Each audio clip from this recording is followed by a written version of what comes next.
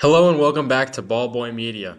I'm LJ and today we are coming back with more breaking news. After a tumultuous saga, the Miami Heat have traded Jimmy Butler to the Golden State Warriors for a package centered around Andrew Wiggins. Let's get right into it. If you're new here, please like and subscribe and comment down below one player you'd like to see get dealt tomorrow at the trade deadline. In this deal, the Warriors received Jimmy Butler. Now, Jimmy has a stacked resume. He is a six-time All-Star, five-time All-NBA player, five-time All-Defensive player, and he has made two finals as a lead option. And when they got him, they signed him to a two-year, $121 million deal, and he also foregoed his player option for next season. So he is now under contract for 3 seasons. Butler this season has been accused of playing poorly to get back at Heat management, and you can see it in his statistics, really not taking a lot of shots, about 10 a game, and he's averaging 17 points per game this season, which is his lowest in over a decade, since 2014. He is expected to have a freer role, obviously, with the Golden State Warriors. Last 2 seasons, before this one, he averaged 21.9 points per game, 5.6 rebounds per game, and 5.1 assists per game. If the Warriors can get that type of production out of Jimmy Butler, I believe it'll be a really good trade because I think that Jimmy alongside Steph Curry might be a little freer to play and be himself in an offense.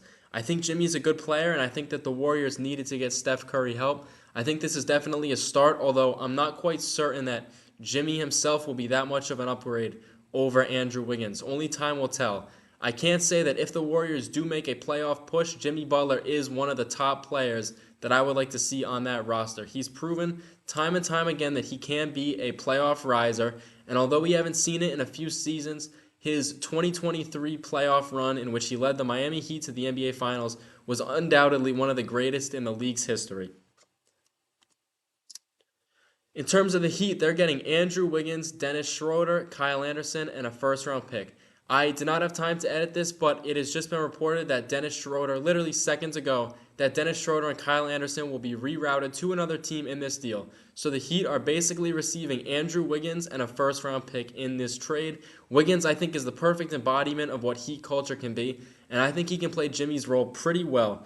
He averages 17.6 points per game and 4.6 rebounds per game in what has been a complete bounce-back season for him. He is shooting 44.4% from the field, which is pretty solid. And again, I think Wiggins can definitely play to the same degree that Butler did with the Heat. They're also getting the Warriors 2025 first-round pick. Shout out to Chris Haynes for giving us all these details, and Shams and all the other reporters who are working hard at the deadline. This news is just coming in. I couldn't edit this because I need to get this video out, and this is big breaking news.